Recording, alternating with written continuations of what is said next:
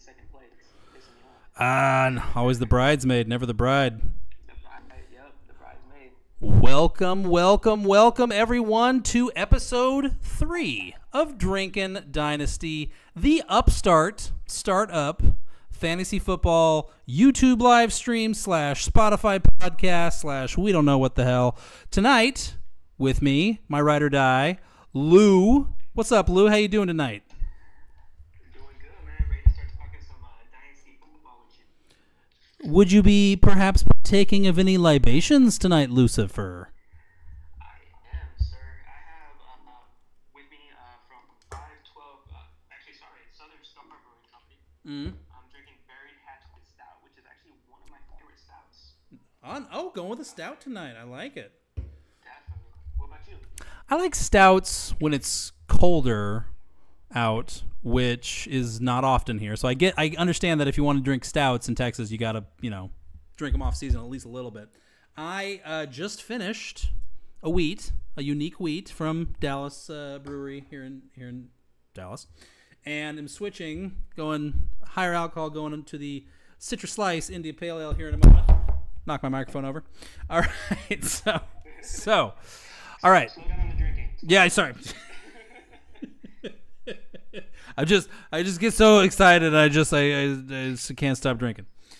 All right, so we had a little bit of technical difficulties last time around, as you recall. So we're gonna revisit what we talked about last week. We'll call it a dry run, a rough draft. Russ Wilson / Jameis Winston. The hilarity that could potentially be ensuing in New York. Stefon Diggs to New England, and then we'll get on to the fresher catches of the week. Where do you want to start off, Lou? Should we start at the top? Start with Russ to the Big Apple? Yeah, let's start there. So just like a lot of the fantasy community, we're probably very excited when Jameis Winston signed with the Giants, hoping that we probably knew deep down inside he wouldn't be the actual starting quarterback when the season starts, but the thought of him throwing some passes to neighbors, man, that's amazing to me. But could happen. The real QB one, Russell Wilson. When this first came up, honestly, I felt kind of neutral, but since I've had some time to actually think on it, I'm actually liking it a little bit more. Mm-hmm. I think he could be good for neighbors, good for that offense, and if they decide to draft a quarterback, at least they can wait a year behind him, learn from him and Jameis, and hopefully develop. What do you think? Talking about like a rookie quarterback. Like maybe Shador. Mm-hmm. We'll see what happens. Brief sidebar, but if you had to pick right now from your gut, if you had to pick where Shador is going to land in the NFL, where do you think he's going to land? I was originally thinking the Raiders, man. I'm starting to lean the Giants a little bit more. Yeah. I mean, I like looking at Danny Jeremiah's mock drafts, and the last one he did, he had Shador going there. And it makes sense to have him sit a year behind Russell and see what happens. Yeah, the Giants are still as good of a bet as any, but yeah, it's real iffy. I'm gonna say Browns. I'm gonna say Browns. I know that Haslam tried to come out and be like, "Oh, well, we're not gonna force quarterback." Okay, sure, Jim. Just like you weren't gonna give Deshaun Watson $250 million guaranteed. But yeah, it could be the Giants. It could be the Raiders. I like the Raiders. That's an interesting one. Definitely. With the Browns, I think that would be maybe my favorite landing spot for him, although we already know the Browns' history of missing quarterbacks. But I have this feeling that Kirk Cousins will end up a Cleveland Brown. I mean, that's kind of right. Those two possibilities are kind of diametrically opposed. If Shador gets drafted by the Browns, then Kirk is probably going to be less likely to waive his no-trade clause to go to the Browns, having just gone through a similar situation with Penix. So, yeah, Kirk to Cleveland is definitely squarely in play. He's kind of the prime their landing spot, public enemy number one for where he could go. Anyway, back to Russ to New York. So, yeah, Jameis signs, and I was on another podcast with our buddies over at IDP Center, if any of those are out there tonight. Shout out to Fouch. What up, Fouch? don't name. We don't need to name drop them. He's very solicitous getting his name out there as it is. Hell with you, Fauch. Accept my trade already, Fauch, you son of a bitch. So I was talking with him about it, and I said that Jameis got like 2 years, $8 million, which I think is like the guaranteed money, but it's actually 2 years up to $16 million. Either way, that's not starter money. Like it's high end backup money, but it's not like, yeah, you're definitely going to start games. Daniel Jones got $14 million from the Colts for this year, for context. So, and now he will almost definitely start games, but still. So the contract right away was like, okay, Jameis is they're probably not done. They're either going to sign somebody or draft a quarterback, and they bring in Russ. Come on, Jameis is great for fantasy and all, but Russ has won a Super Bowl. He's been a starter in the league for friggin' over a decade now, so it's got to be him. That's another thing. Like, and I know we said it last week in our doomed recording attempt. Thanks a lot for that, by the way, Keith Cozart. Actually, it wasn't his fault. It was my fault. Sorry, Keith. But like, we got to keep in mind. I think we got to keep in mind Brian Daboll and Joe Schoen have week 1 circled on the calendar. They don't even know who they're playing yet, but they know they have to be competitive or win the game. Like that's critical. They lose that game, they're running out of 1-ups. The runway is going to run out real fast. So who's going to win them games right now? But now, by the same token, between Russ and Jameis, that's not super clear to me who's going to help you win games. Just offhand. Well, correct me if I'm wrong. They worked on their defense. So, I think True. Russell can at least manage the offense and stop the turnovers. I think maybe they can win some games. Maybe. What if they get Philly on the road week 1, and then they get the Commanders week 2? Like, you can tell me the defense. I mean, there's a lot. And their last place draw is the 49ers, the Bears. Like, they don't even get a break there. So they gotta and they've really struggled against the Cowboys in recent years. Like, I don't have a lot of hope for Russell Wilson. I certainly don't have a lot of hope for Daboll and Schoen in the near term. But they got to go out with their boots on. So who's that going to be? We talked about it last week. You asked Russ Wilson over under 5.5 games as the starter, I believe it was, or was it 6.5? I think it was Keith. Maybe that asked that. Okay. Right now, go ahead and finish that. One of you asked over under 6.5 games, and I said under 6.5 games starting contiguously out of the gate. I don't think Russ is going to make it 7 weeks as the starter out of the gate there, no matter what happens.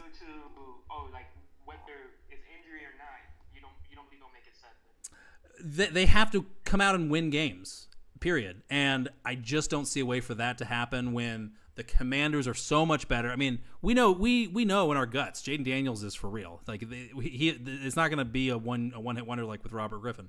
So the Eagles are, monster reigning champions. Where's the soft spot going to come here? I mean, they would have to get maybe. Lou is making. He knows I'm a Cowboys fan. Maybe, sure, but I mean, they got to get the Brown. I don't even know what their AFC schedule is, but they got to get the Browns and who else? The Panthers maybe, and even the Panthers. I mean, the Panthers already beat them last year. Who's gonna lose to these guys? Anything can happen any given Sunday, but can it though? So, anyway, but. Fantasy-wise, switching back to the fantasy side, we're talking a little bit, armchair Monday morning quarterback style here now. Fantasy side, do we agree that Russ is slightly worse fantasy-wise for the Giants' other players, or do we feel like he's significantly worse, or equivalent to Jameis in terms of his ability to enable neighbors? For fantasy purposes. Right.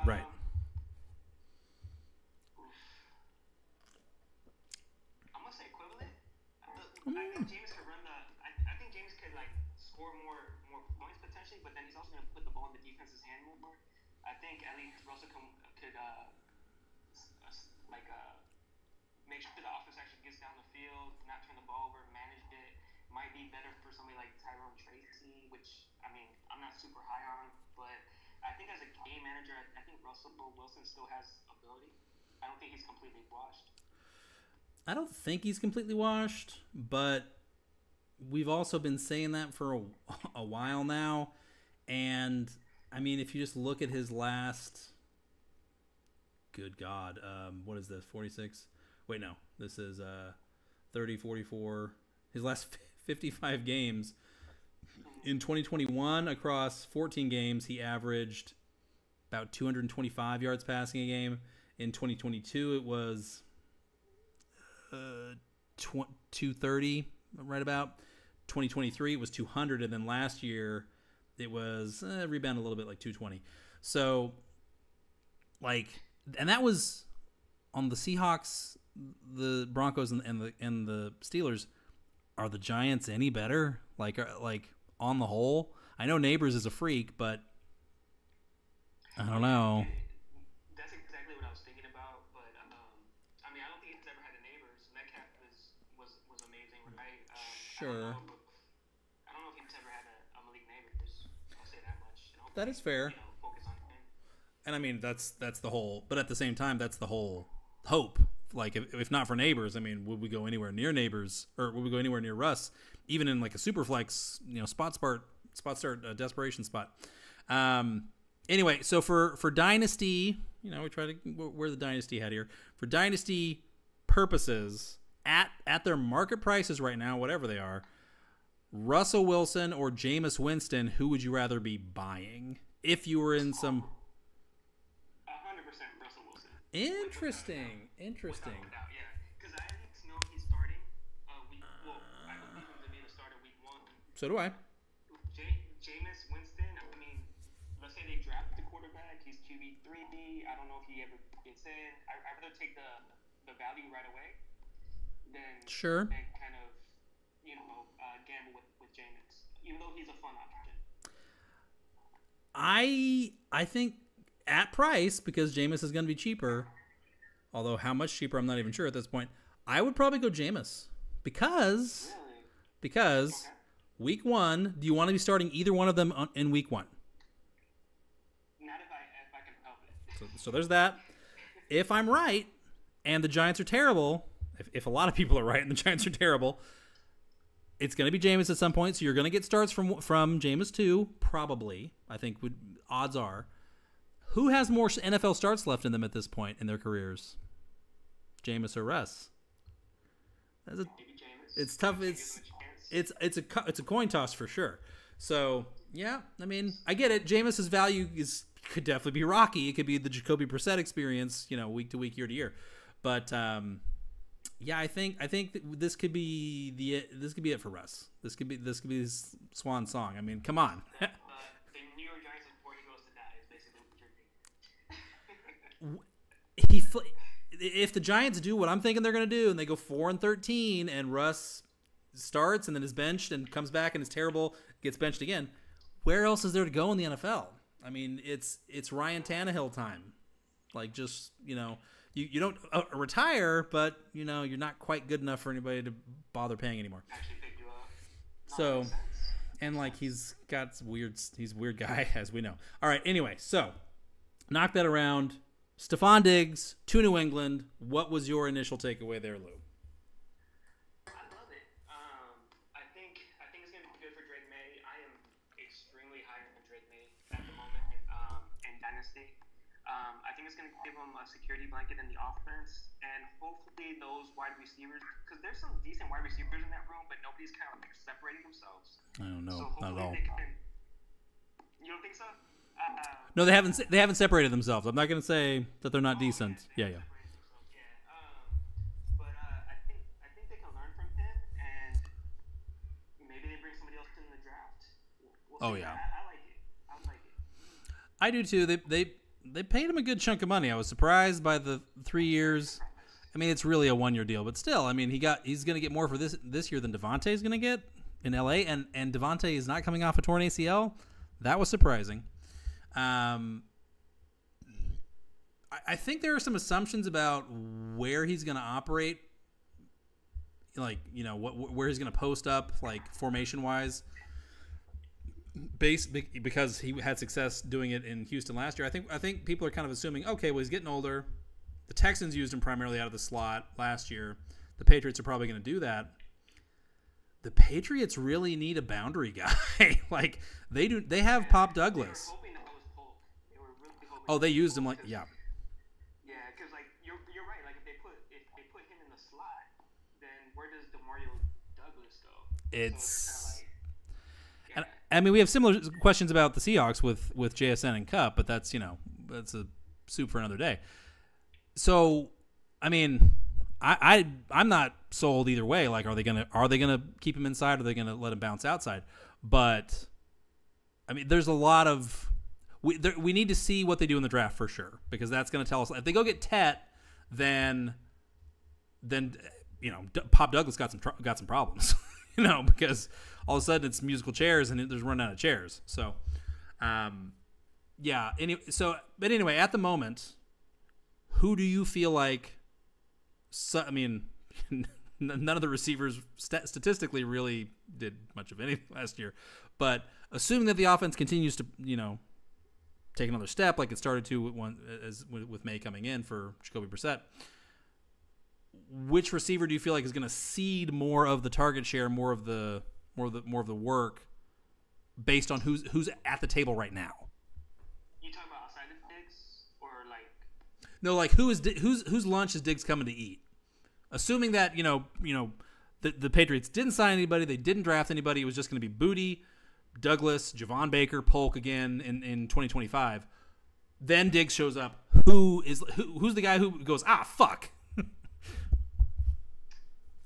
Honestly, I think Demario, because I think Demario was like I said earlier, the slot receiver. I think he was somebody that was getting open easily. But I think I like Demario Douglas a lot, but I think if Diggs recovers well from this injury, we can say that Diggs might be the better option. But I think Demario Douglas is the one that gets affected the most. Because I think if Polk, a lot of people think Polk is dead, right? Like a lot people aren't really gonna offer much for him at the moment in Dynasty. But, sure. At the very least, Polk is still the line up on it at the X, right? Still use Diggs. Mm-hmm. And I mean, how do you see it? I understand the temptation to say Douglas, but he also was probably their most effective receiver per play, per route run. Kayshon Boutte, he had showed some flashes here and there. Yeah. Vrabel walking in the door, is he going to go with a guy like Boutte, who obviously has had a lot of issues since LSU? Is he going to build his offense around this guy, or is he going to go with Pop Douglas, who's been a lunch pail guy so far? I feel like it could be Boutte. Like he's a smaller guy. I feel like they operate at similar levels of the field. I just, based on 2024, and we got Vrabel coming in, we got a new OC coming in. Like who knows how they're really going to feel about the guys that they inherit. They're probably going to draft somebody. They brought in Diggs, but they're not going to shove. I don't feel like they're going to shove Douglas out of the offense, and just so that they can keep, Kayshon Boutte or Polk involved. Polk, I will say, I discount his terrible 2024 somewhat, in that he kind of got done to him something similar to what happened to Keon Coleman, which is he was forced to operate outside so much because that's what the team needed. They needed somebody on the boundary eating those snaps, eating those routes. And that's a tough way to make your living in the NFL, period, let alone as a rookie. So, they were running him. The coaching staff even mentioned, like, they probably put too much on him in year one, and that he's working hard this offseason. So we'll see what that means. Sure. If it translates to him, improving. I mean, it still wasn't good. I mean, let's be clear. But wasn't good. He was dropping passes left and right. He had like the lowest separation rate in the league. I mean, it was bad. But he also wasn't really set up for success. Now he's got Stefon Diggs around to pick his brain, so that can only help. All right, so Stefon Diggs, what could one even get Stefon Diggs for right now? I wonder. Let me see. I'm pulling up You know as I do, only the sharpest minds in Dynasty football use a well-kept secret called keep, trade, cut. Only the sharpest minds even know about it. So when I'm invoking it, Stefon Diggs. And we're always gonna say this as we talk about it. Like Stefon Diggs right now on keep, trade, cut is going for around a late second at the moment. So depending on my team, I might be willing to pay a late second or third to give him a test run. Yeah, Stefon Diggs is showing in Superflex, half PPR, no tight end premium, blah, blah, blah. He's showing like a late 2025 2. Isaiah Pacheco, Tank Bigsby. What the hell? And Xavier Liggett, your boy. That sounds about right. That sounds about. I'm surprised Liggett is down there. We'll have to talk about him. We'll talk about him in an upcoming episode because Dave Canales just gassed up your boy a little bit, put some gas in his tank. So that's good for you, Liggett owner. I'm surprised Tank Bigsby is up here. What the hell's that's? If you can get Stefon Diggs for Tank Bigsby, go do that right now. Well, you remember a lot of people are down on ETN right now. I'm not. Clearly. Next season, but yeah, some people think Bigsby might have something to say in that fact. I mean, Bigsby's good, and yeah, he might still pry away some of the work, but come on, it's a rebuilding team, and he's still the second fiddle. Anyway, so that's the approximate price range. I mean, if you strip it down to the bare studs, you're talking about a guy who has eaten huge target shares before, was running as like the wide receiver 14, 15 when he went down last year, even though he had been reduced to second fiddle because Nico Collins has taken over the world in Houston. And now he's attached to a quarterback who we're pretty excited about in Drake May. Yeah, a rookie receiver is going to enter the frame here for sure. So what? Like, yeah, Stefon Diggs as a discounted, like, and yeah, you're going to miss him for the first 6-8 weeks minimum. That's for sure. So what? I mean, I don't care about winning in October as long as I'm not eliminated from the playoffs. So that's an interesting one. Yeah, I think I'd buy that. And I mean, keep in mind, Diggs, yes, the Patriots could keep him around in 2026 if he earns his keep, but it's effectively a contract year for Stefon Diggs. He's not assured of anything beyond 2025 financially. So, well, I mean, he's got a couple million. He needs to show up. Yeah, exactly. He's properly motivated. I'll just cut to the chase. So yeah, I kind of like Diggs. Awesome. Same. Speaking of guys to buy or sell, why don't we kick it into buy low and sell high, Lou? Our first time finally getting it recorded. Let's do this, man. So let's start with some buy lows. Yes. This is actually, I'm going to start off with one of your guys. We have Deontay Johnson. Sing me that sweet music, baby. Age 28. And I'll just hit on some stuff right now. I love using my Dynasty Data Lab. So on Dynasty Data Lab. Wide receiver 81. And average draft position of 244. So that lets you know how late he's going. Sure. It seems like he's being valued, honestly, like, I see people giving up, like, late thirds, fourths. I even saw a deal with, like, Rashid Ali for Deontay Johnson. Oh, what the hell? That lets you know that people aren't putting much faith in him. So he's kind of a nervous buy for me because of, I mean, homeboy went to the Panthers, the Texans, the Ravens, and somehow, even though they were playoff teams, managed to get kicked off the Ravens and the Texans because of issues. So it makes me wonder if his head's on straight. But for the price he's going at, man, you're definitely bargain shot buy right there, man. Again, we love to make fun of KTC because it's the Wikipedia of Dynasty football. So it kind of deserves to be made fun of a little bit.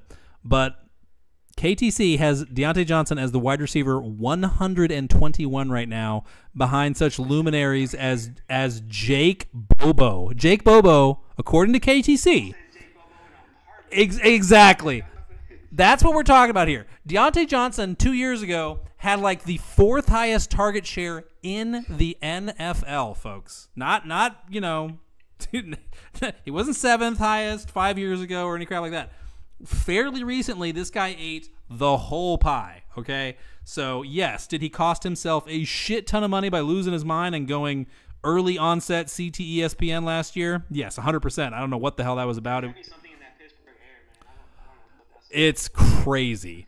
The amount of money that former Pittsburgh receivers have cost themselves in the last decade is mind-boggling. But at some point soon, somebody's going to bring Deontay Johnson in because the son of a bitch just gets open. Now, when he gets open, does he drop a lot of balls? Absolutely. Is he crazy? Probably. But somebody's going to bring him in. And he has a nasty habit of eating 9 targets a game once somebody brings him in. So... I forget which article I read, but somebody said one of the potential landing spots could be Dallas Cowboys. I mean, you wouldn't hate that as a fan, right? Hell no, I wouldn't hate it. I mean, Jalen Tolbert's a nice young player, but come on, we need a real guy. I've seen him. Now this I can't, obviously the DK Metcalf arrival probably throw some cold water on it, but I've seen Deontay reunion with Pittsburgh even. So we'll see. But yeah, he's down with guys like Greg Dortch and Kendrick Bourne. That's inappropriate. I don't care how crazy he is. Yeah, exactly. If somebody says, "Hey, I'll give you Deontay Johnson if you give me Greg Dortch," you better click accept so fast your phone screen cracks. God in heaven. I mean, that's the whole argument for Deontay is like, look at the price. He's free. Go get him. He can win you a league. Kind of. I agree with that. The next guy we're going to discuss is one of my guys. You're not too much of a fan of his, but I think you would agree that he's a buy low. I have Calvin Ridley, age 30. Around an early third. He's still the wide receiver 1 for the Titans. Is it? Well, hold on. He's cheaper than Stefon Diggs. I think so. Okay. Yeah, remember, Diggs has a bigger name. Okay, so hold on. Yeah. Oh, well, yeah. Stefon Diggs has a bigger name than Calvin Ridley. What a statement! You don't say. All right. Okay. Hold on. I gotta pull up the contract because to me this one. Let's talk about the money because. Let's not forget, Calvin Ridley was a disaster signing of the long since fired Rand Carthon, and that means he's an orphan, and that means the new guy can walk away from him as soon as possible. So Calvin Ridley, obviously, he got the 4-year, $92 million disaster contract, and it had $50 million in guarantees. Okay, so the guarantees are basically cooked after 2025. He's going to have all of his money. So it's effectively a contract year on the one hand because nothing's really assured beyond 2025 for Ridley. On the other, I mean, what cause for optimism is there in Tennessee yet? We think they're going to take Cam Ward, sure. So what? They still have a terrible offensive line. Yeah, they brought in like Kevin Zeitler from Detroit, whatever. They have a terrible offensive line. Calvin Ridley's their wide receiver 1. So that's not great. And I mean, they might. Hopefully, they take a receiver on day 2 or even day 1. But until they do, like this is there a worse offense in the NFL right now? Even the Giants, they have neighbors. Like I think Tennessee's it for me. No, I agree with you. Tennessee, in my opinion, is the worst because like we have teams that are at the bottom, but the Browns can at least run the ball, etc. Titans, yeah, they seem like they're a mess, man. And maybe Cam Ward can get in there and help fix things, but I don't expect them to be great. I get what you're saying because the targets are the floor is so high, so for that reason, I can't really knock it. But this should absolutely be the last year in his career that Calvin Ridley is the unquestioned target hog in any NFL offense. So if you're buying him, it's a 1 year and maybe not even the full year. Maybe he gets traded. I mean, he absolutely could and go to like the Ravens or somewhere where he's going to be, 3rd, 4th in the pecking order, and then he's a boom bust guy.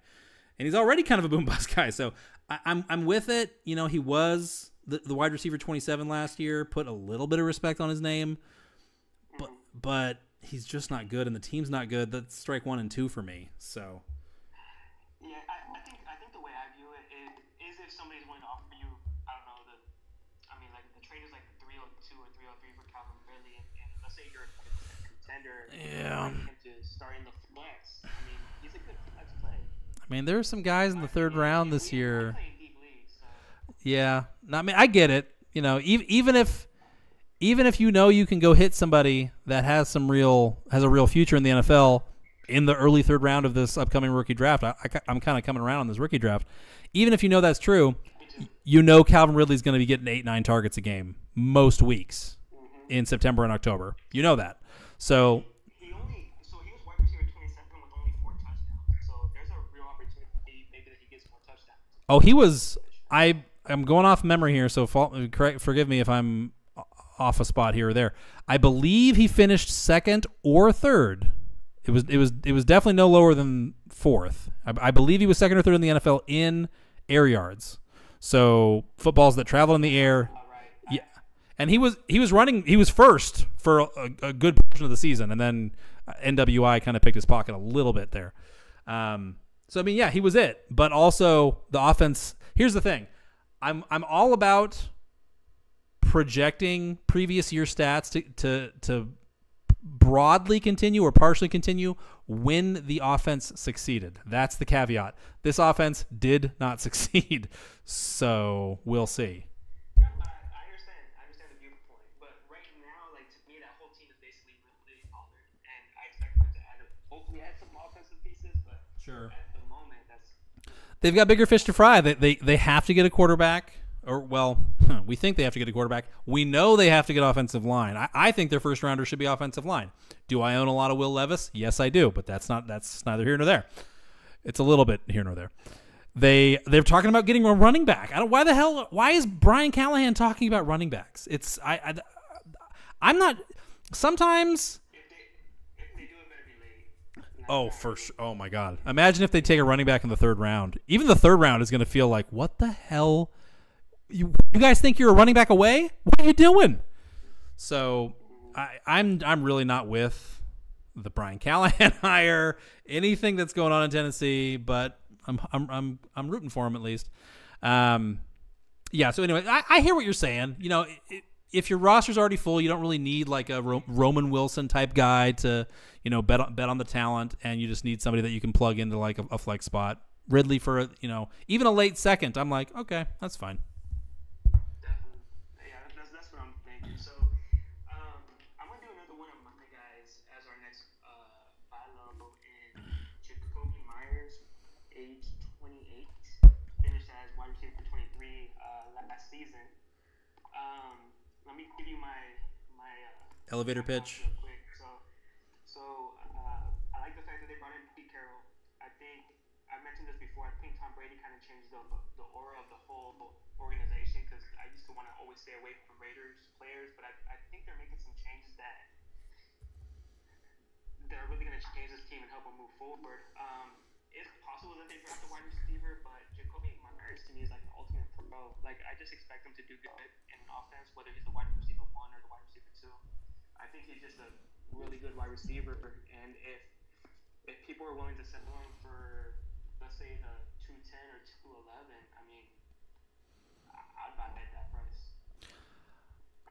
I certainly would if we make it to the other side of the draft and the Raiders did not bring in, and I mean it's not a super great, super deep receiver class. So as long as he avoids like Matthew Golden, Emeka Egbuka, a couple other guys, Myers could be looking at a real nice target floor. No, I like Myers for a late second right now. I totally agree with you. Like, the Raiders are making they're really investing in competence and being competitive in football games again in a meaningful way for the first time in a long time. First time in a long time. So the thing about it is, like, the problem with that is that the Raiders are going to go get somebody at some point. I believe they're not done. They went and got Geno. That was nice. I can't shake the feeling that they might go get Tyreek. I just cannot shake the feeling. Does Tyreek single-handedly kill Jacoby? No. But if, I mean, that's an extreme example. Tyreek is a freak of nature and science. But even like, I mean, Amari Cooper could have a reunion. It's reunion season, apparently. Brandon Cooks going to the Saints to wrap up. I don't know if Cooper would want to go back to the Raiders, but I don't think they're going to leave it alone. They're either going to sign somebody of note, or trade for somebody, or draft somebody. So I know that the other shoe's gonna drop here. But Jacoby kind of like I will say this. My bad. no, go, you're good. I will say this. When you come with Devontae Adams, though, True. I think Jacoby Myers still held his own on that. That's a damn good point. I get what you're saying for sure. I mean, let's say they brought in a Tyreek Hill. I mean, definitely that dude's going to take the target share, and you still have Brock Bowers, where we expect to see a high number of targets. But I think Jacoby's just going to have a number of good games within the season. I like him a lot as a wide receiver. So. Adam Thielen got a lot of ink as like, man, for an old guy, he showed up and he had played some of the best football of his career. Jacoby Myers was fantastic for the Raiders last year. It is unfortunate that so much of that regime that he played so well for is gone, but hopefully the Raiders kept some of the tape. I have to hope. And Jacoby was a former Patriot. That can't hurt with Tom. That can't hurt. I agree there, man. So let's get into the next guy. He's actually a guy that you mentioned. And sorry, I'm pulling up my notes. Frickin' Lou. Actually, we were just talking about him. Tyreek Hill, age 31. On Dynasty Data Lab, he is wide receiver 28 in the startup Dynasty draft, and with the average draft position of 79. So, what's your thoughts on Tyreek Hill? Yeah, it's pretty much the Stefon Diggs argument, except you might get Tyreek Hill for 15 plus games. You're not getting that with Diggs. And I know it's very in vogue to be like, oh, Mike McDaniel, he came crashing back to earth in a big way. He got his comeuppance. That I get it. Yes, he was a smug little wunderkind boy for 2 years, and the Dolphins' offense kind of fell apart last year. Even with the offense quote unquote falling apart, they still found a way to score some points down the stretch.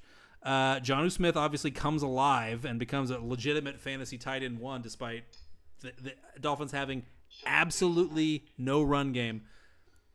The Dolphins got Bobby Slowick from the Texans, who, yes, got fired. But Bobby Slowick had some real juice in 2023 with a Texans team that nobody expected to do dick. Absolutely nothing. If it is this simple for me, if the Dolphins can fix the offensive line even partially, wheels up. I'm back in. And yes, Tyreek is being weird. Tyreek Hill is still Tyreek Hill. He's earlier today or yesterday, he was on Twitter sending peace sign goodbye emojis as his tweets over and over again. So Tyreek Hill is running some sort of weirdo game with the Dolphins where he's either agitating for a contract or maybe he really wants out. That sound to me, all I hear there is, okay, sounds like his price just got lower. Sounds like I can buy him for even a little bit cheaper today than yesterday. He is still Tyreek Hill. So like worst case scenario is he does go to the Raiders. Okay, 32% target share with the Raiders then. I mean, so if it's One of the crazy things that I looked up, man, it's like last year, if you were a Tyreek Hill owner, you weren't a happy owner, right? hell no. Damn. That's like we're not happy to have you on my team because we expect from you, but you're still wide receiver 21, and Tua missed a bunch of games, and it was a shit show, and still wide receiver 21. And I think he was dealing with injury because I think he messed around while getting arrested and got injured or whatever. But yeah, I mean, I would bet he has a bounce back season. What would you pay for Tyreek Hill? Like, so. Before you answer that question, I don't agree with KTC because KTC has him valued around a 202, which to me is ridiculous. I'm guessing he should go for at least a late first. But what would you pay? An early second, it wouldn't super surprise me because, I mean, the trajectory feels pretty clear. Like it does feel like he's getting to the end. The numbers, the numbers fall apart last year. Injuries starting to crop up. He's agitating to be traded or get a pay raise. Like, it kind of, you get that feeling of, oh, and by the way, Jalen Waddle's making $28 million a year. Like at some point he's gonna need to be the guy, one would think. So there's a cumulative effect of like, okay, it's time. I gotta get out while the getting's good. And an early and this time of year, 3 weeks, 4 weeks out from the NFL draft, rookie fever. I asked this in our Fantasy Index Discord channel. So KDC has him around 202. Mm-hmm. And in some rookie mock drafts, at 202, you might end up with a Luther Burden or a Trey Harris. So my question for you is, would you take the known player Tyreek Hill with what we think to be known production, or would you rather reset the clock and try to hit on potential with either Luther Burden or Trey Harris? I would go Tyreek Hill. Personally, I would go Tyreek. I mean, and again, it's roster dependent. Everything's roster dependent, so shut the hell up with that. I'm going to say, let's say Tyreek Hill gives you 2 more years of remotely Tyreek Hill-esque target shares. That I'm in. You know, there's going to be fantasy boys in 2026. There's going to be fantasy boys in 2027. I'll wait until then. Give me Tyreek now. He's Tyreek, goddammit. Makes sense. No, I don't hate on that at all, man. That makes sense. And he might stay. Who knows? He might play longer, man. He has so many kids. Has those. Maybe not get into that. But yeah, I agree, man. So these next 2 players we're going to discuss are really bargain bin shop thing. But I like that you added them on here just for discussion. I got your boy, because I know you're a tight end guy. You love drafting. Mm-hmm. We got your boy Tyler Conklin. Oh yeah. So now as the tight end 38 on Dynasty at the lab. Shameful. ADP of 278. So you're getting him near the end of the draft. Shameful.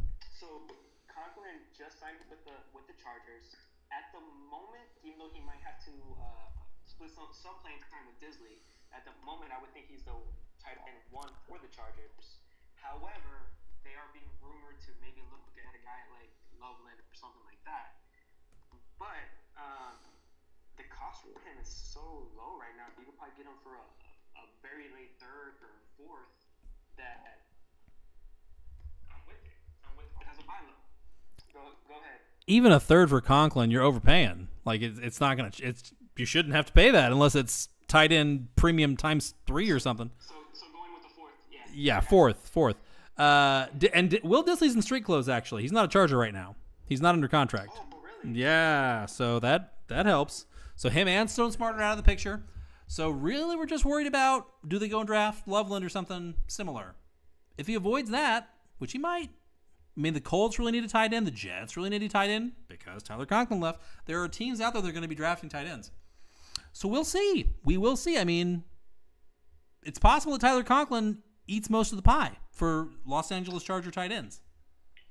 On an offense that we expect to take a step forward, they might pass the ball less. They might implement the run game more, but that doesn't mean that they don't involve their tight end and that he won't see targets. Can he finish above tight end 38? Per game? Yes. Go look at some of Will Disley and Stone Smart's game logs. Like Disley when he was healthy, and then once he went down, Stone Smart. Those guys are not as good as Tyler Conklin. I'm just gonna say it. So, yeah. Again, like it's a scenario where I'm looking for this year's Jonnu Smith. To me, it's Conklin. Based on what we're seeing so far, it's possible it's Juwan Johnson, but I'm leaning Conklin. I think Conklin's the better player. Yeah, and for the price, I think Juwan Johnson might be a cheap kind of buy as well, but I think people recognize that name more. Sure. So you're right. I mean, I'd rather pay for Conklin and see what happens. I think he's better. This next bargain buy, I think I might argue with you on this one. You have Miles Sanders, age 28. So Dynasty Data Lab, he doesn't even have an ADP. He's outside of the top 300. So talk to me about that, man. So it seems like I can get him almost for free. Some trades I saw are Sanders for the Khalil Herbert. I'll be honest with you, I'd rather have Khalil Herbert, just my personal opinion, in case JT goes down or something like that. And then, of course, Sanders for, it doesn't say the draft, the exact pick, but for a 2025 fourth. So tell me your thoughts. The argument for Sanders is fairly straightforward. He's not Javonte Williams, who I believe is washed. He's done. He's garbage. maybe he always was, and we thought pre ACL that okay, well he's going to get there. Miles Sanders did run for 1,200 yards once. That did happen. Granted, A few years ago, but yeah. Granted, it was the Eagles' super run machine at the on the ascent toward its current heyday. But Miles Sanders has been in the vicinity of good before. If a lot of people say, well, it wasn't Miles Sanders, it was the offense. True, fair, absolutely, I agree. He didn't hold it back, at least, which Javonte Williams, the Broncos were good last year. Javonte Williams held them back. Most times he touched the ball. So I do not think it's going to be Javonte. I think he's gassed. It would be easy 12 months ago to look at the Los Angeles Chargers we were just talking about and said, oh, well, yeah, Gus Edwards, J.K. Dobbins, big whoop. They're going to draft, a running back, and the rookie's going to be the guy. Rookie wasn't the guy. Rookie was not the guy for the Chargers last year at all. That could happen again here. If the Cowboys don't go get Genty, they don't get Omarion Hampton, they don't get a guy like that, and they bring in Kyle Monangai or one of the day 2, day 3 guys who might pan out, but I believe the Cowboys come into the draft saying we have to fix the offensive line. If possible, yeah, let's get a wide receiver to put across from CD. I believe those are the priorities. And then, yeah, they're going to throw a pick or two at defensive line. They want to get a running back too, but I don't think it's going to – I'm not super sold it's going to be Genty or Hampton. I don't think they're going to invest that high. The Cowboys have smartened up a little bit since the Zeke Elliott pick. A little bit. So we'll see. But, it's possible that the running back is oh, shit, that guy's not assured to be the starter at all. So that's basically the thought there. But yeah, Miles Sanders, you should be paying almost nothing for. You shouldn't even be sending a pick in all likelihood. If it is, it should be a late 4th. It should be into the line.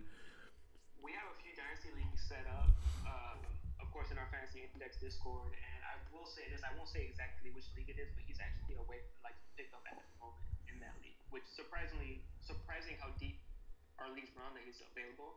But yeah, if you want to get Sanders, he's so cheap right now. You can offer a very late 4th, I imagine, and that owner might think about it. So if I had to bet, I would bet on Javonte over Miles Sanders, but I understand your thought process. So I understand how you're getting there. So yeah, I wouldn't, but they're both probably not very good. Sure, I honestly I didn't think Gus or J.K. Dobbins was going to work at all in L.A., but Dobbins had a moment. It's kind of weird that Dobbins has so much potential, man. It just sucks that the injuries happen. That dude had such a beast. Had so much potential. Yeah. All right. Are we done with our buy lows? Is that the last one? We had 2 quarterbacks on the list, but if you want, we can get over to our sell high. Let's go to the sells. Yeah. Let's go to the sells. All right. I'm gonna put you on the spot on this one because this one the guys you chose, and I even put a chili pepper next to it because I thought it was a spicy take. So I think I know who it is. If the tush push gets bad, people are saying, should you sell high on Jalen Hurts? So they did just today. The NFL owners did agree to table it until 2026. So the tush push is not going to be banned for 2025. So that's good. Okay. But looking at forest for the trees over the last 24 months, the tush push keeps getting closer to being banned. So it's very plausible that we come into the 2026 NFL owners meeting 12 months from now expecting the tush push to be banned. That's totally possible, especially if the Eagles come out and win a huge playoff game or whatever, owing to a successful tush push or two. So it is nice to have Jalen Hurts' dynasty value re-shored up for the foreseeable future. But between that and the fact that okay, so this gets into the tired argument of is Jalen Hurts really elite as a passer? Do we really buy it? He was actually, I looked at the numbers, his adjusted completion percentage was one of the highest in the league. I think he was 4th or 5th in adjusted completion percentage, where you dump out tip balls and throwaways and spikes and all that stuff. So that kind of got my attention. And that was with him forcing targets to A.J. Brown. A.J. Brown had the second highest target share of any receiver since 2021 last year. The only guy he was behind was Malik Neighbors, who came out and went in psychopath as a rookie. So even funneling targets to A.J. Brown, which, you force the ball to your number one receiver, you can hit more big plays, but your completion percentage tends to struggle. Jalen Hurts didn't. So I'm not saying that I buy the argument that, like, oh, Jalen Hurts isn't a real quarterback. He's not a real passer. He's just a freak. It's possible. But regardless, if they take the tush push away in some form and Hurts' rushing touchdowns crater, can we really say, oh, he'll just make those up as a passer? Can we really say that, Lou?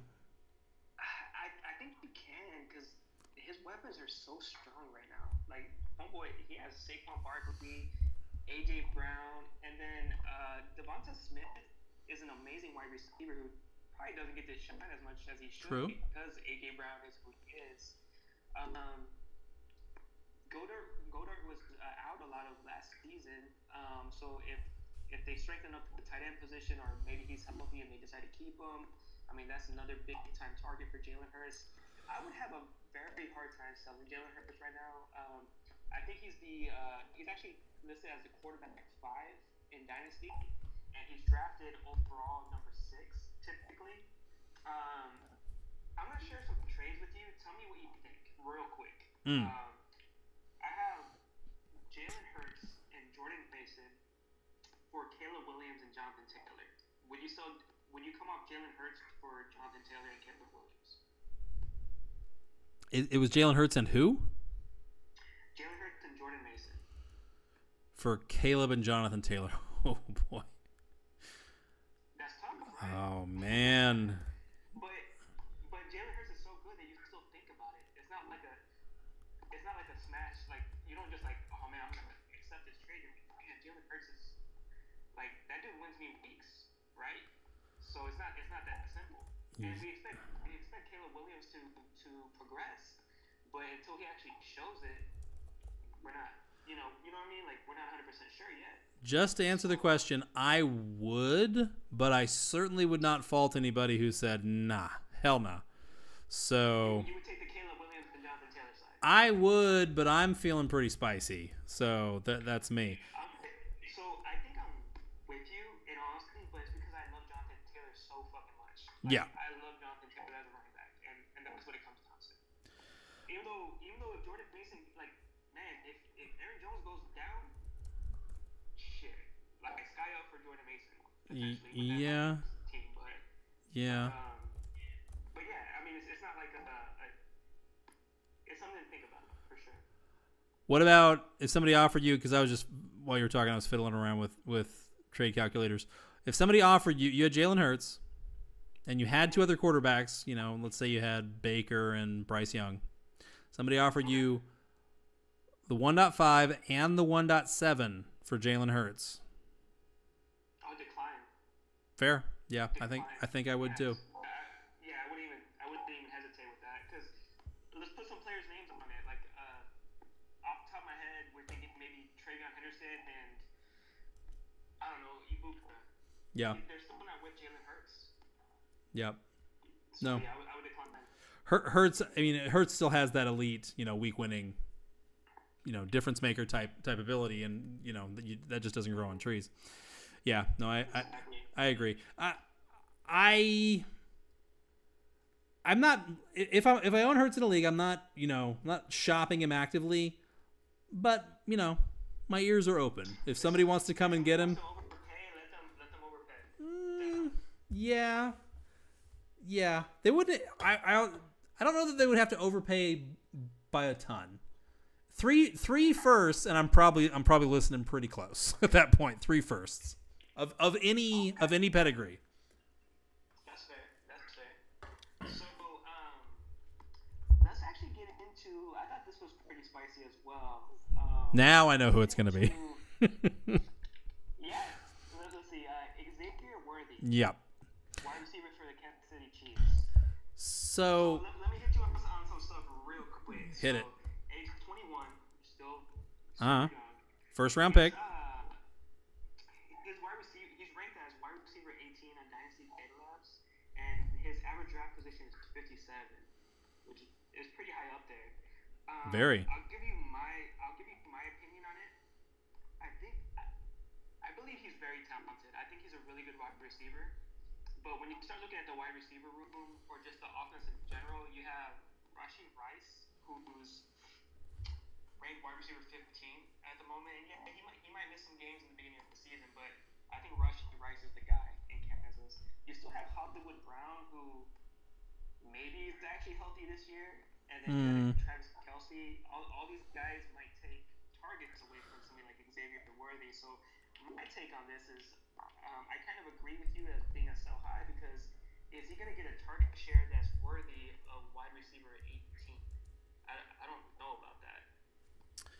Yeah, just looking at the receivers that are around him in like the Dynasty startup valuation list. Devontae Smith, Ted McMillan, he doesn't even have an NFL team yet, Jordan Addison, DJ Moore, even Chris Olave. I'm like, I want all these guys more than Worthy right now. Me too. I know Worthy can fly, and is he going to have some best ball, matchup flipping performances? Of course. That's required when you're a guy who can disappear for 2 targets any given week. 2 targets for 0 catches or 1 catch. So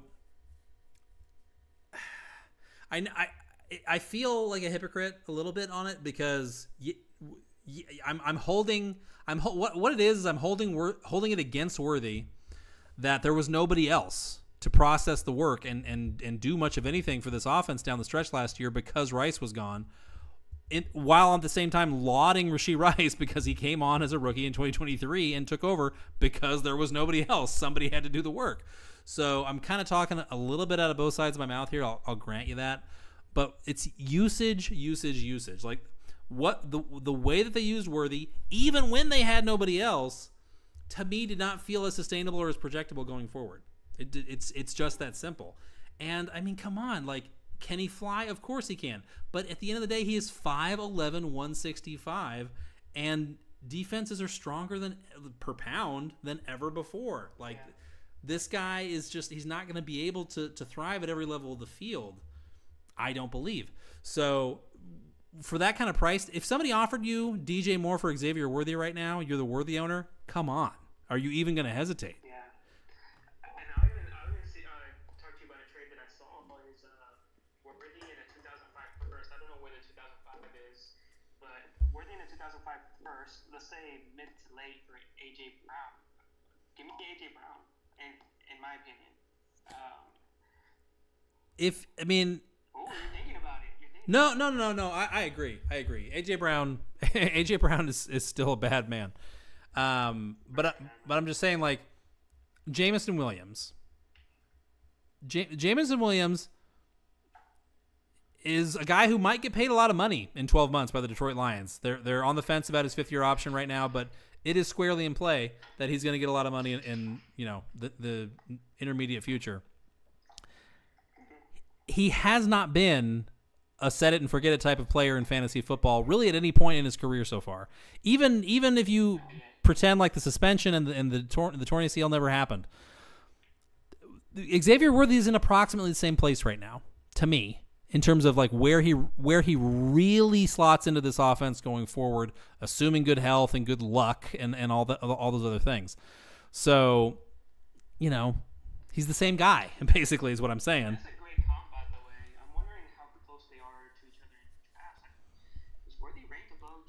A lot. By a lot. Yeah, he is. Really? Oh, yeah. I think I like J-Mo more. I don't know if you're in the same opinion, but it's crazy that it's by a lot, though, like you're saying.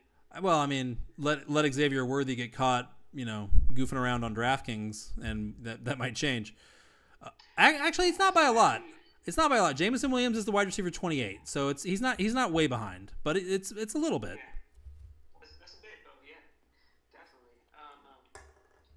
And frankly, I'm selling Jameson Williams too, so don't, what am I? This one hurt my soul a little bit because he's one of my favorite players in the NFL. Yes. I was just a quick side story. I started playing redraft, and then through Fantasy Index, I got into the Dynasty. But in my redraft home leagues, I was like the first person to pick this guy up. But we're saying George Kittle at age 31 is a potential sell high. Yeah. So let's. What's your opinion on that? Since it was your guy. He's currently priced significantly higher than like Evan Ingram, David Njoku, Jonnu Smith. Like those are all guys who are younger than Kittle. Let's not forget, Kittle was extremely injury prone early in his career. He's come into a better stretch of luck in recent years, but he's chugging toward 32. We're gnawing off our arms to get out from under our Travis Kelce shares in most leagues. Sure, I mean if you're I'm one of those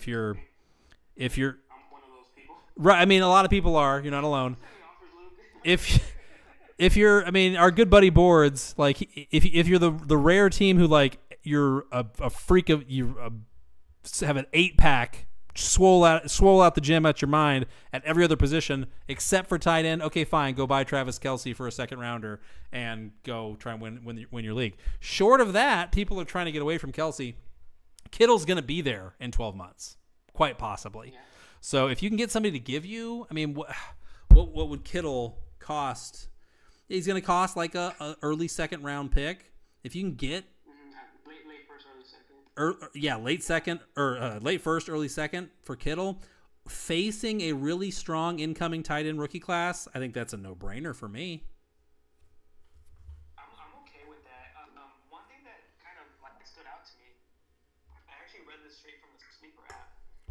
In 2 years, Kittle had 2,126 receiving yards. Incredible, right? Sure, for sure. Maybe he could have a very good season next season, especially with Deebo Samuel's no longer there. They still have good receiver options, we think, with Brandon Ayuk, Ricky Pearsall, Juwan Jennings. They got Christian McCaffrey who takes targets. Kittle could very well turn in a very good season next year. But Sure.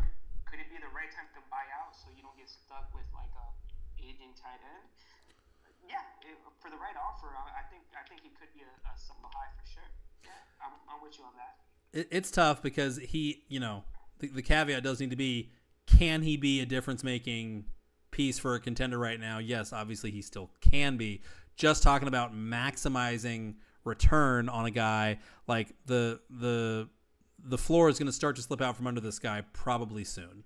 So definitely, and let's say you sell him for a late first. Like, would you be okay? Like, Loveland goes between late first, early second at the moment. But like, if I sold Kittle and was able to get like a Loveland, I'd be okay with that, taking the shot. I think, right? depending on landing spot, hopefully he is a Charger in that example. Maybe or maybe you already, there's a lot of scenarios. Maybe you already have the mid first this year. That this frees you up to go to grab Tyler Warren with that pick and do something else with whatever pick you get for Kittle. There's a lot of ways to parse it. Definitely. This next guy we're gonna get into is, and I feel like the guys in our Discord channel might give me shit on this, but it is what it is. They would never do such a thing, Lou. They're nothing but supportive. Savages. So the reason I had this guy listed as so high, and we talked about him before, is because I don't think his value at the moment could be any higher. I think he's gonna have a good season next season if healthy, but I think his value hit the peak. So Bucky Irving. Oh. Ooh. He's actually listed on Dynasty Data Lab as running back 6, average draft position as 35. So I'm not saying bail out on him completely, but if somebody pays you a good price, I don't think he's going to be higher than he is at the moment, because I didn't write these guys down, but off the top of my head, you got Bijan, Gibbs, Brees, H.N., Saquon, and then we're saying Bucky is 6. Jonathan Taylor, Gets drafted, Jonathan Taylor, Kyron, etc. So his value right now is, in my opinion, at his peak. I don't think he starts next year at around 6. picks right. I think what you're really touching on that is worth giving some airtime, giving some space is the level of uncertainty that we still have around Bucky Irving. As you know, this is a guy that in pretty much every league in dynasty leagues far and wide, unless you're in like a friggin' 18-team psycho league. Shout out to the guys in the 18-team psycho leagues. We love those guys. I've never done one. Yeah, good luck in Falch's 32-team fucking IDP psycho fest. That sounds brutal. But in 10, 12-team leagues, you got him in the fourth round or you got him after the draft. So it's hard. Sometimes you don't believe your own good fortune. You know, you don't believe your own luck. Like, wow, I really found a franchise running back for nothing. And also, yeah, he doesn't have prototypical size, does not have prototypical long speed at all. I think saying that Bucky Irving is a sell high is genetically just about identical to my take 12 months ago on Kyren Williams, which was that, you know, yes, I agree he had a great year and he could have another good year in 2024. This was me talking 12 months ago. But I just don't trust it. I just want out. I want to take my money and cash out. And if you got a first for Kyren, you know, you're not smarting. You know, you weren't necessarily regretting that. But Kyren Williams did go out and do it again. He did. And the Rams showed that it wasn't a fluke. That's how they want to run their offense going forward. And the Rams almost got to the Super Bowl. I mean, they're fairly close. So here's the problem that I have with saying Bucky Irving is a sell high. The Tampa Bay Buccaneers fucking love Bucky Irving. They love him. He is the guy there right now, period. Could he break down? Could he not be, you know, able to stand up to another full NFL season as, you know, the touch leader in that backfield? Absolutely. He is the guy there. The jukes, the missed tackles forced that he showed as a rookie, I believe that's repeatable. That's for real. I have his stats up, man. It's really impressive. I don't want to make it seem like I'm hating on the guy. Sure, no, of course. 7 carries for 1,122 yards, 8 touchdowns, and where he can improve on, he had 47 receptions for 392 yards and those touchdowns. Can he get some receiving touchdowns next season? Yeah, definitely. And add to that, I mean, I still think Rashad White's going to be a part of the offense, but Bucky Irving definitely separated himself and took over. So, yeah, I mean, I think what I'm trying to say is, if you were to sell high on him, I think you'll still be okay with the results, even if he performs next season. Sure. His value is so high at the moment. So, I think here's where I'm at with, because I invoked the Kyren argument. I think Kyren and Bucky are similar in that I disqualified Kyren Williams out of hand because I mean, I'll be honest. I saw what he put down at the combine, and I said, okay, well, this guy's a nobody. And then even after he did it in 2023, I was like, all right, okay, fine. He did it. He did it that year.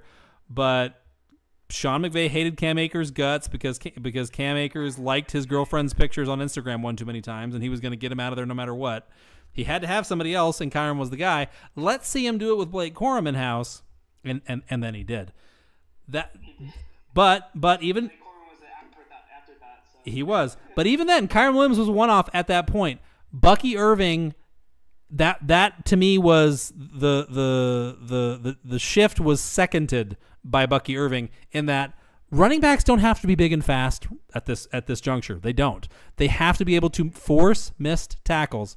Period. Kyren Williams can do it. Bucky Irving can do it. Period. So, yeah, like, to me, Bucky Irving was confirmation that, like, okay, we need to be looking at running backs differently going forward. Period. Like, a guy being 6'2", 230 pounds and running a 4.40, that doesn't mean anything anymore. No, like, for real, guys, it really doesn't mean anything anymore. Show me what he's done on the football field, because that's what NFL teams are gonna care about. They don't care about the underwear Olympics as much. They don't. That's why guys are skipping out on the combine left and right now, is because they know that they can. It's not going to cost them money. Yeah. So, anyway, real quick before we get into the next topic, a trade that I saw on Dynasty Data Lab, Chuba Hubbard and a 2025 first, or Bucky Irving. Fuck. Take a drink. Take a drink. Oh. Oh, I just finished my beer too. Oh. Okay. I wish they showed us where the 25 first is, but if it was, I think I'd say Chuba. I think. Like if I can walk away with like a, let's say that's Jug Kids and Chuba for Bucky, I'd be pretty content with that. Hypothetically speaking. From a risk mitigation standpoint, I would agree that Hubbard in the pick is the right way to go, because a draft pick that hasn't been burned yet cannot tear its ACL. It's impossible. The guy that you were going to take tears his ACL. Okay, we'll take somebody else then. Bucky Irving could tear his ACL tomorrow, and then the answer is very clear. So yeah, from avoiding or mitigating your exposure to the worst case scenario, I would go Hubbard in the pick, but Bucky Irving's the best player in the deal right now, regardless of who the number 5 pick or whatever the first round pick winds up being. Unless it's Genty, then okay, hold on, never mind.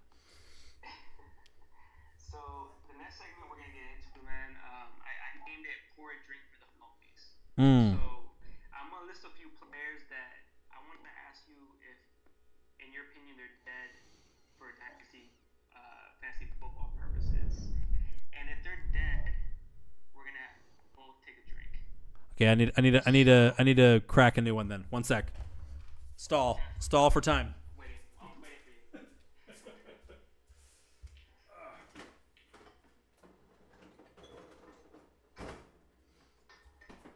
Okay. Hopefully you won't hold it against me that I'm going down to a locker. You're good, bro. You're good. It's a school night, Lou. The fact that you're drinking with me, so.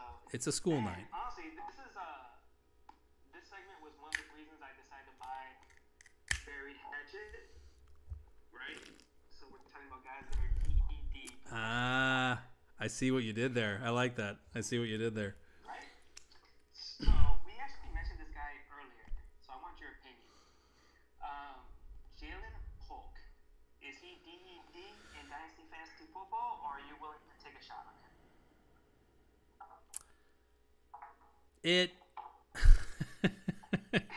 He's not dead. He's not dead. He is in a lot of trouble. Because, well, is he? That's tough because the Patriots front office is very mysterious. We don't really know, like, who drafted Jalen Polk. I don't know. Was it this guy, the Elliott Wolf guy? Was it somebody else? I'm not really sure. So is the guy who's responsible for Jalen Polk being a Patriot still employed by the Patriots? Maybe. I think so. I don't think Gerard Mayo picked him. So that helps. That whoever took him is still theoretically drawing a paycheck.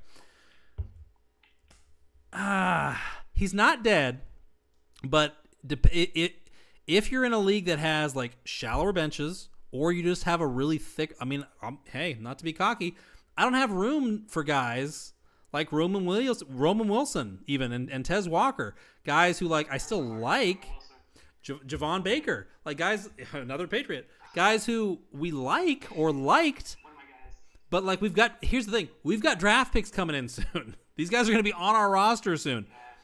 Things get, the room, I don't get room for Jalen Polk potentially. So he's not dead, but he might be dead to you in the very near future, depending on how many draft picks you have, your ability to warehouse him for a little bit longer to see what he does in 2025.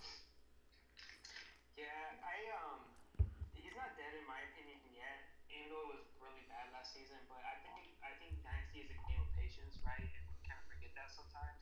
And I'm looking for it in my notes right now. Do you remember when he was drafted, Jalen Polk? Because it was pretty early. Second rounder, yeah. Early second, right? Not long after Keon. I think for the price of an early second, it might have been as early as a 205. I'm going off the top of my head. I think we can't list him as dead just yet. I think next season is going to be very telling. But yeah, I think if somebody offered me a very cheap buy on him, I might be willing to bring him onto my team. Oh yeah. I mean, if I'm buying him, it's not going to be for much. Oh, but yeah, it's not expensive. Yeah, I might give a fourth. I mean, I might give a fourth because And that's what I'm thinking. If I can pull a fourth for him, I'm gonna take a shot. So sure. let's get into the next guy who's brought me some pain on one of my rosters. Sky Moore. Christian, not Sky Moore. Christian Watson. Oh. Watson for the Packers. Is he dead with all these injuries, man? Is he dead? I'll go first. You go first. You go first. Saying this because I have him in one of our leagues. I'm losing faith because I think Christian Watson is very talented, but it's a guy that relies on speed and uses that speed for separation. And he keeps getting these lower leg these leg injuries and things like that. If he loses some speed, I don't see him as like a great wide receiver. Like I don't see him getting the job done. So honestly, like in one of my leagues, I would love to get rid of him at this point. Like I hate saying that because the potential was there, but Yeah. like, is he ever gonna be healthy? Yeah, he just can't. I mean, every time it seems like he's starting to turn the corner. Boom, hamstring. Boom, boom, sprains his MCL. Like it's nonstop. The fuck. He's not dead. He's not dead. So here's the, you have to take a drink. Here's the landscape for Christian Watson, as I see it.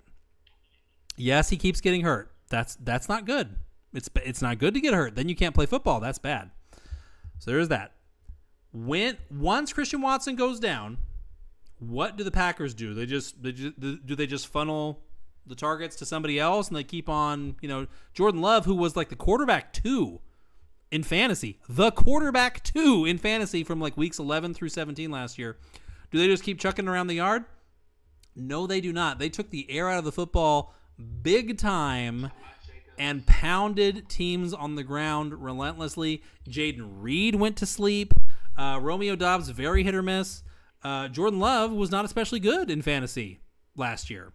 He was pretty. He didn't have, and that's true.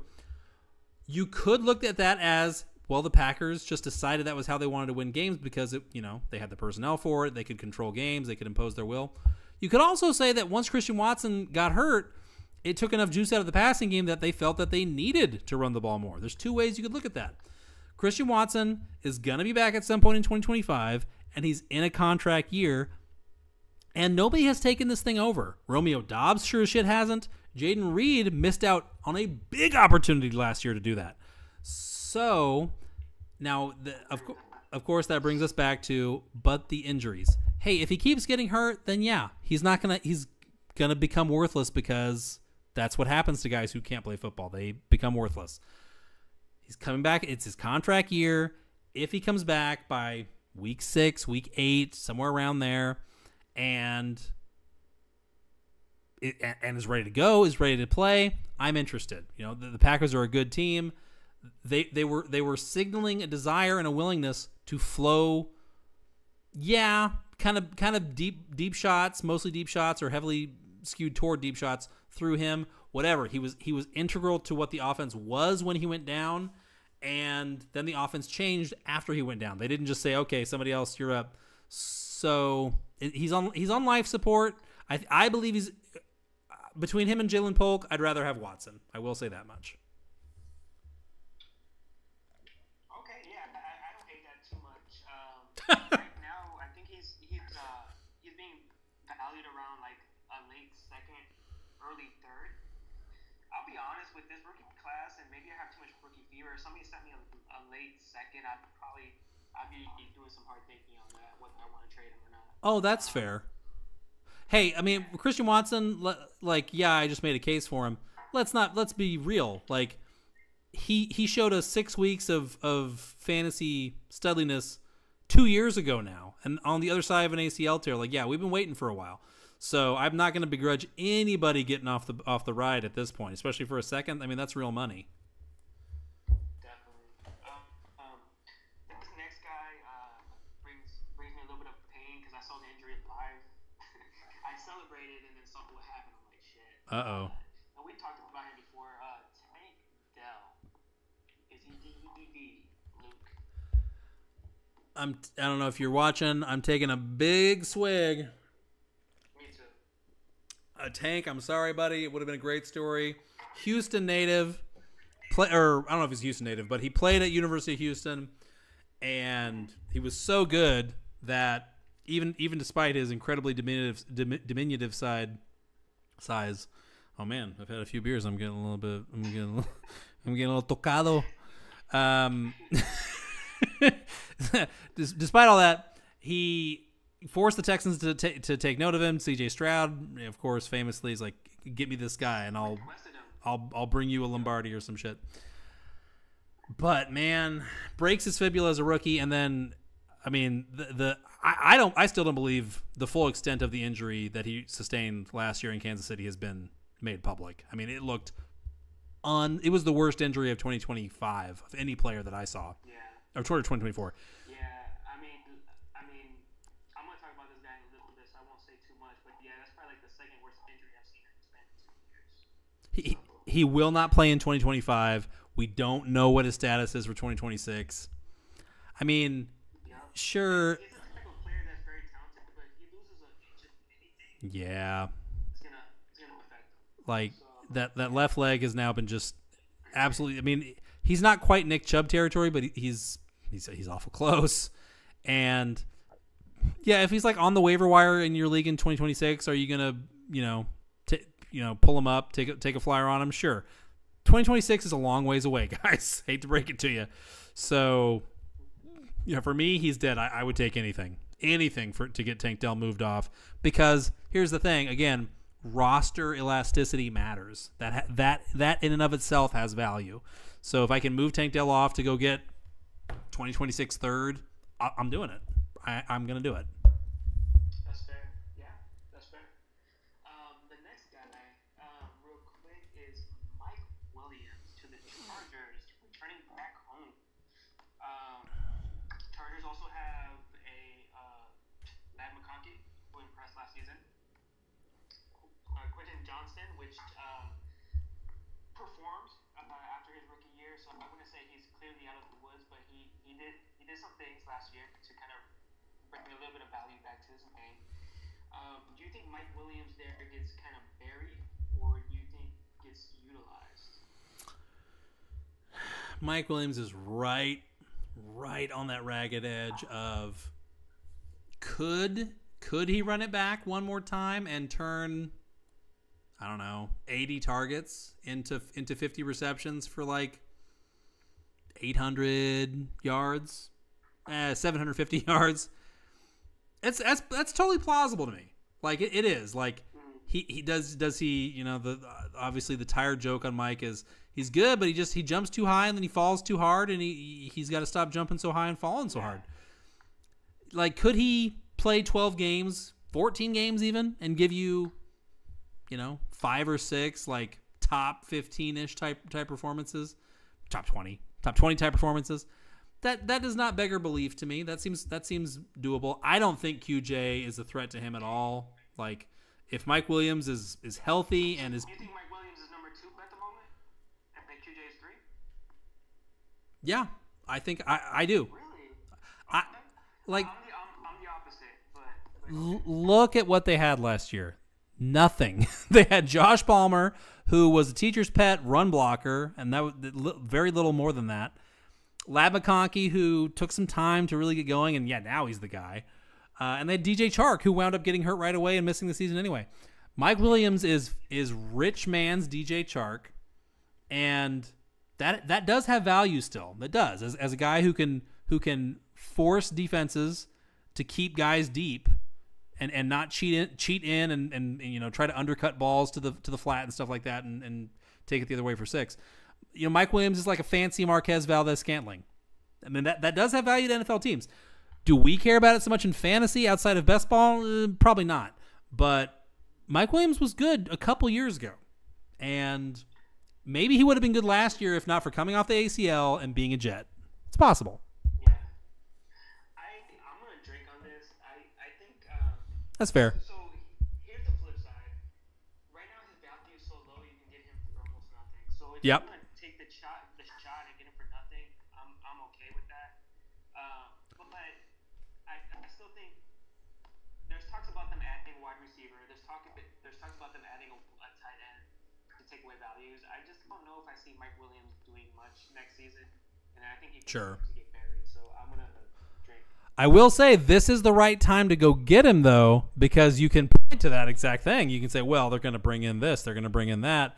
He's old. He did nothing last year. That's all true. You can get him for nothing. You can get him for, I don't know. You could probably send somebody your early 4th round pick to get Mike Williams and a late 4th round pick back. So just moving back a few spots at the end of the draft brings you Mike Williams. In some leagues, in some scenarios, that's going to have some value. Gotcha. I have 2 more names for us to get through, man. So the Panthers, Jonathan Brooks. I was so sad when I saw that injury live. Yeah. How he went down before contact. I am already going to tell you I'm going to drink on this. Yeah, no contact ACL injury. He's not going to be back next season. You got Chuba Hubbard. So much could happen within this time frame that I think I am out. Yeah, I mean, it's not as bad. It's not as dire as Tank Dell, I don't feel, but at the same time, like, this guy never even. At least Tank Dell got some good tape down in the NFL before all this bad luck happened. You know, Brooks is on a different timeline now where, like, 2026 rolls around, and depending, like, maybe Chuba Hubbard doesn't play up to the new contract in 2025, but he probably does because we like Chuba. He's very good. So probably what happens is, like, 2026 rolls around. He's in the 3rd year of his rookie deal. So year before his contract year, since he wasn't a 1st rounder. Hopefully then he'll be ready to be like a change of pace and kind of have a quasi redshirt year in 2026 where, like, they're not really giving him much touches at all, but they're just kind of gently working him back in. That's kind of the intermediate term outlook for him. Not best case, not worst case. So obviously you used a late 1st, maybe an early 2nd if you're lucky, to go get him last year, and this is obviously not what you signed up for. So relative to what he cost, yeah, he's dead. You're not gonna get any return on that capital anytime soon. But I agree with that. I would rather hang on to him than Dell. I will say that. I see that side of the argument. He wasn't a 1st round pick for me last year in rookie drafts. But I can understand people that took the shot. He was more of an early 2nd for me. But yeah, with the no contact ACL injury, I'm kind of looking to move away from him if possible. This next guy and the very last guy we're going to discuss. This brings pain to my heart because he's one of the best running backs I've ever seen. You've said that on, like, every sell high guy. Kiddo, I have true love for, bro. This next guy brings me pain to my balls. I'm gonna start to say that. But man, Nick Chubb, man, one of the best running backs I've seen play the damn game. And this dude is legit. I'm gonna take a big drink on that. I might drink my beer on that. But Yeah. It brings me.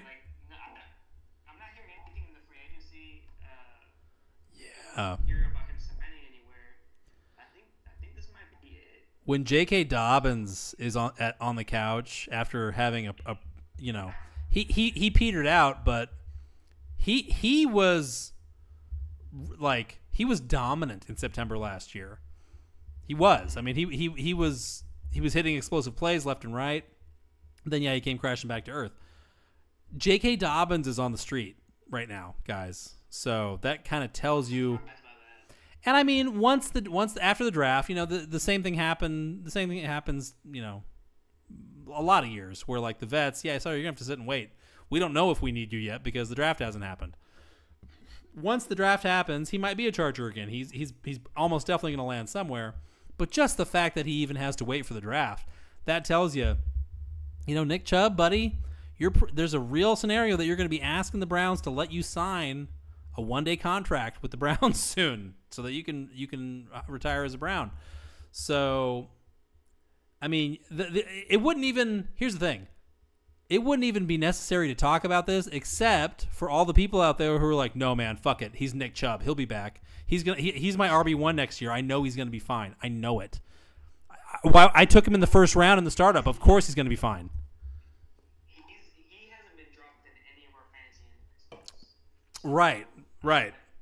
So yeah. And I mean, Still has some kind of faith, but he's Nick Chubb. Like, if the Steelers signed him tomorrow, okay, that would get my attention.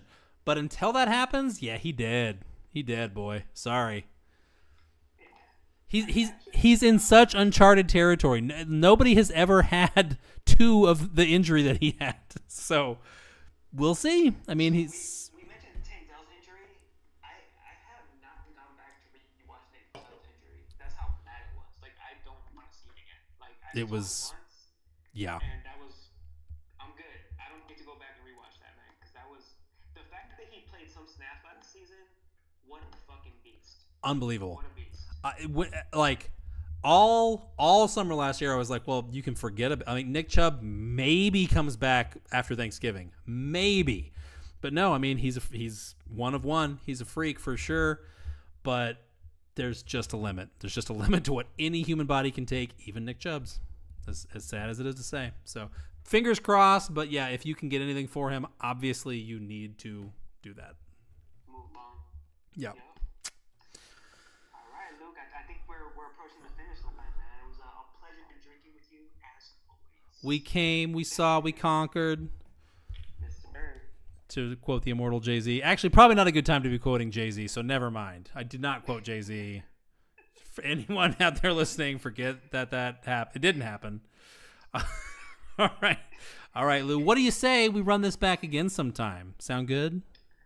I'm ready for you next Tuesday, man. Let's get it done. All right. Talk about that. All right. Well, I'm sure we'll have some hot new fantasy news to talk about. Shadur Sanders is going to sign with the Birmingham Stallions and boycott the NFL for 2025. Something like that will happen. So that'll be good.